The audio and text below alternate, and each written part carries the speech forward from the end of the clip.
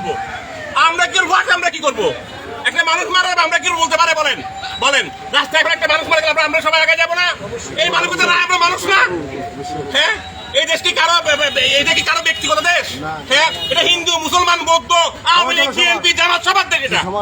এটা সম্পূর্ণ বাঙালির দেশ। একটা মানুষ মানে বাঙালি মরতেছে এখানে। এই পরিস্থিতির সৃষ্টি কেন হলো? হ্যাঁ, এই পরিস্থিতি কেন হলো? ঢাকার কোথায় কি হয়েছে না হয়েছে তার জন্য আমরা কি এটা সাফার করবো? বলেন, আমরা করবো? আমাদের ফ্যামিলি মেম্বার মারা যাবে, যারা অন্যায় হবো, তাদের অন্যায়ের বিচার হবে, বিচার হবে। সাধারণ যে রোগী বিচার হতে হবে, অবশ্যই হবে, 100 বার হবে। এটা জন্য আমার আন্দোলন হবে।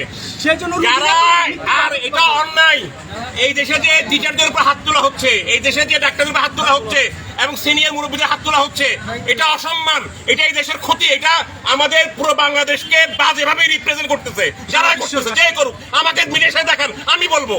আমাকে রাত্রে তো গুমো করে ফেলুক, সত্য কথা বলবো আমি। কি হচ্ছে সমস্যা কোথায়? এটা অন্যায়। টিচারের বিচার আমরা করতে পারি না, পুলিশের বিচার আমরা করতে পারি না, এটা অন্যায়। ডাক্তারের বিচার আমরা করতে পারি না। এদেশে আইন আছে, আদালত আছে, আদালত আনতে হবে। এটা কোন ধরনের? আমি কেন আইন হাতে নিব? তার চেয়ে বড় অপরাধী আমি অপরাধী। এতগুলো সমস্যা করে দেশে সিন ক্রিয়েট করে, এই যে আজকে পুলিশ বাহিনী বসে স্ট্রাইক করবে, সবার ঘর ডাকাতি হবে, চুরি হবে, আমরা রাতে ঘুমাবো না, কালকে হাসপাতালে এগুলো হবে, আমাদের রোগী মারা যাবে, আমাদের গাড়ি মারা যাবে, আমরা এতিম হয়ে যাবো। এটা কোন দেশ? এটা স্বাধীন করছে না বলে বলতেছে স্বাধীন দেশ। স্বাধীন দেশ এগুলো হয়?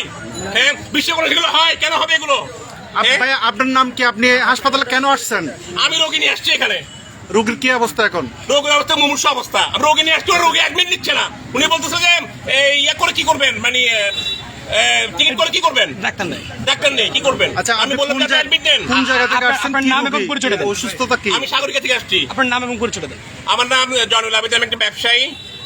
আমি সিটি কলেজ থেকে মাস্টার্স কমপ্লিট করছি, এখন ব্যবসা করতেছি। আমার বোনের জামাইকে নিয়ে আমি আসছি। কি রোগ ছিল? ওনার বার্ধক্যজনিত রোগ, হঠাৎ করে উনি সেন্সলেস হয়ে গেছেন। আচ্ছা। এবং মানে হয়তো স্ট্রোক কিছু করছে মনে হয়, পায়খানা প্রস্রাব করে দিচ্ছে। আচ্ছা, এখন ভিতরে গিয়ে চিকিৎসা পান নাই? না, পাই নাই আমরা। প্রথমে অ্যাডমিট আর কেউ আছে? রোগীর স্বজন আর কেউ আছে এখানে? আর কেউ আছে? এটা কি রে ভাই? এটা বাংলাদেশ, এটা দেশ তো, একটা দেশ তো রে ভাই। না, তা ঠিক। এটা কেন হবে রে ভাই? কেউ না কেউ বলতেছে। আচ্ছা, আপনি কাকে নিয়ে আসছেন? কেউ আমরা চিকিৎসা পাইছেন? ঢুকতে পারছেন? কয়টার দিকে আসছেন? হ্যাঁ, বলতো ভাই ভাই রাতে অ্যাটাক করবে, কি হয়েছে? অ্যাটাক করলে কি হয়েছে? সেটা কি হয়েছে? 5 দিন হয়েছে। কে বলতো ভাই ভাই এখানে এতগুলো মানুষ কেন মারা যাবে? বলেন, আমাকে বলেন। যদি বলে আমি একা মরে যাই, ভালো, আমি মরবো, সমস্যা নেই। এতগুলো মানুষ কেন মরবে? এখানে এমনও কিছু মানুষ আসছে যাদের একজনের দ্বারা পুরো পরিবার চলে, 10-12 জন চলে। ওই এক দুজনে মারা যায়, ও 10-12 জন পঙ্গু হয়ে যাবে। এটা বুঝতে হবে। ঠিক।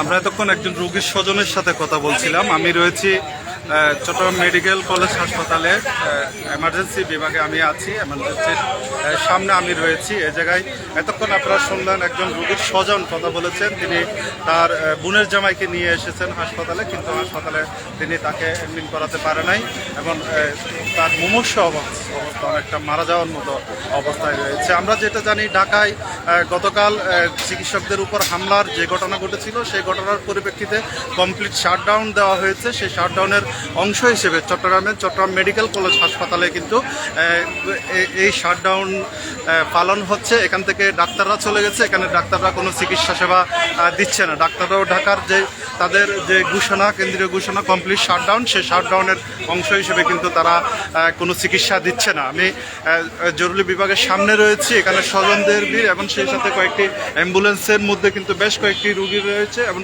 রোগী প্রতি ধরুন 5 মিনিটের মধ্যে কিন্তু একজন করে রোগী এখানে আসছে, এসে কিন্তু ফিরে যাচ্ছেন। কোনো ধরনের চিকিৎসা সেবা কিন্তু তারা পাচ্ছে না। আমরা একজন শিশু রোগীকে নিয়ে যাচ্ছে আমরা দেখতে পাচ্ছি, কিন্তু আমরা যেটা জানি এখানে গিয়ে কোনো ধরনের চিকিৎসা সেবা কিন্তু পাচ্ছে না।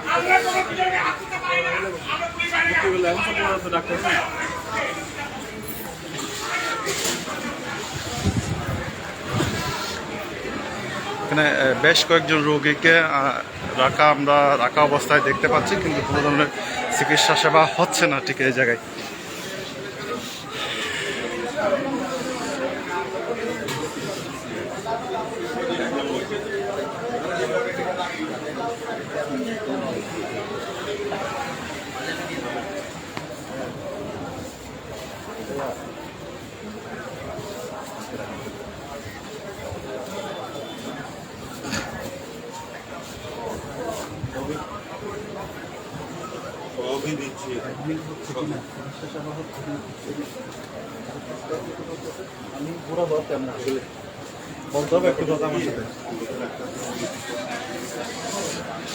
আমি জরুরি বিভাগে রয়েছি, জরুরি বিভাগের সামনে রয়েছে। এই মুহূর্তে যে অবস্থা আমরা দেখতে পাচ্ছি, এটি হচ্ছে চট্টগ্রাম মেডিকেল কলেজ হাসপাতালের অবস্থা। রোগীদের দীর্ঘ লাইন আমরা দেখতে পাচ্ছি, কিন্তু এখানে কোনো ডাক্তার নাই। এরপরেও কিন্তু সর্বশেষ পরিস্থিতি কি, এখানে দায়িত্বরত চিকিৎসকের সাথে আমি কথা বলতে চাইবো।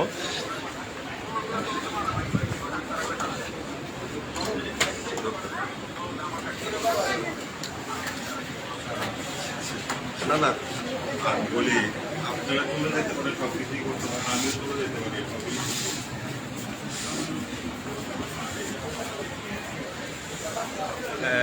রোগী এবং রোগীর স্বজনরা কিন্তু যাচ্ছেন হাসপাতালের ভিতরে, কিন্তু চিকিৎসা পাচ্ছে না। যে বিষয়টি হচ্ছে সেটি হচ্ছে চিকিৎসা সেবা ব্যাহত হচ্ছে। ডাক্তাররা যেহেতু চলে গেছেন, ডাক্তাররা যেহেতু তাদের কমপ্লিট শাটডাউনের যে ঘোষণা, তাদের সেই ঘোষণার অংশ হিসেবে কিন্তু এখান থেকেও ডাক্তাররা বের হয়ে গেছেন।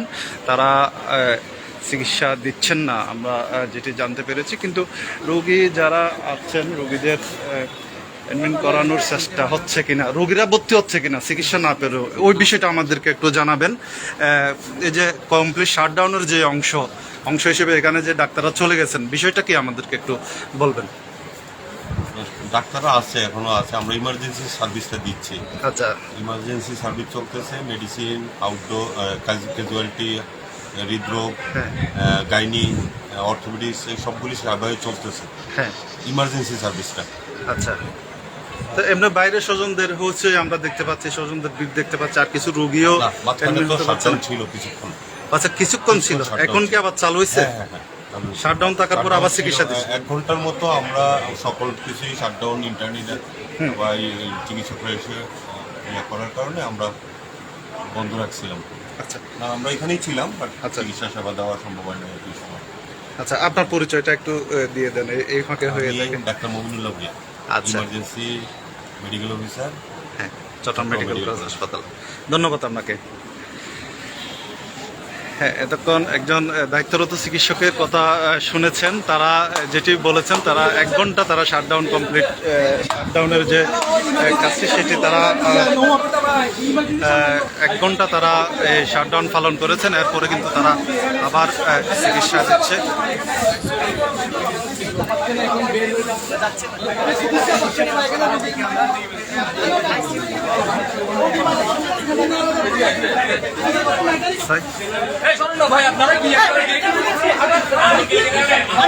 সেখানে আইসিইউর একটা রোগী, আইসিইউর রোগীটি কিন্তু হাসপাতাল থেকে নিয়ে যাচ্ছে, এখানে হাসপাতাল থেকে না।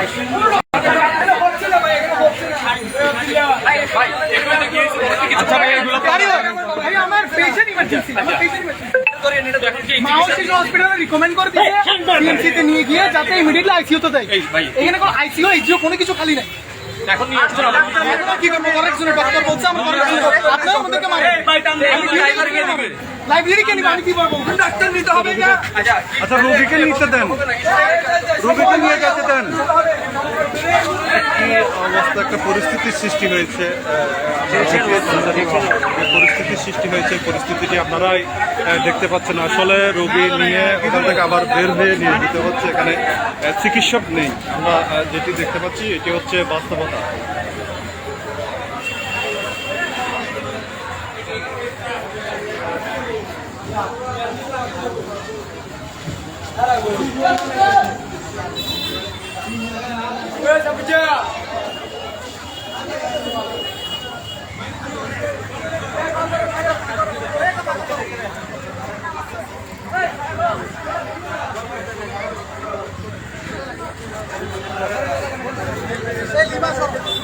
এখন যে মানুষটা এভাবে মারা যাইতেছে,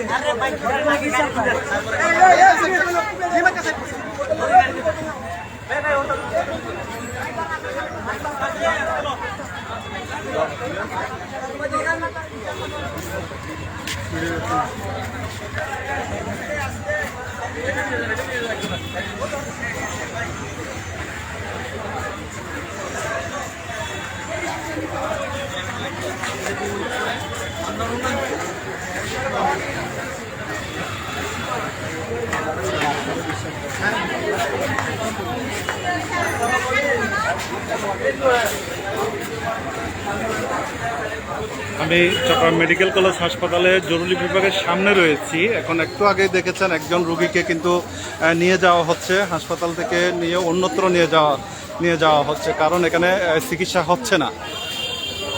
ডাক্তারদের যে কমপ্লিট শাটডাউনের যে বিষয়টি, সেই শাটডাউনের কারণে কিন্তু এখানকার ডাক্তাররা চিকিৎসা সেবা দিচ্ছে না।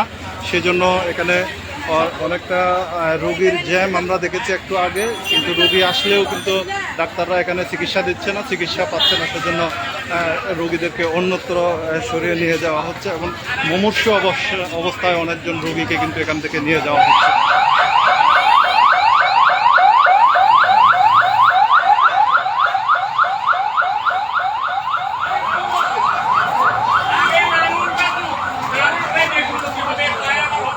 সামনে হাসপাতালের সামনে জরুরি বিভাগের সামনে কিন্তু স্বজনদের ভিড় এবং উত্তেজিত স্বজনরা। আগে মানুষ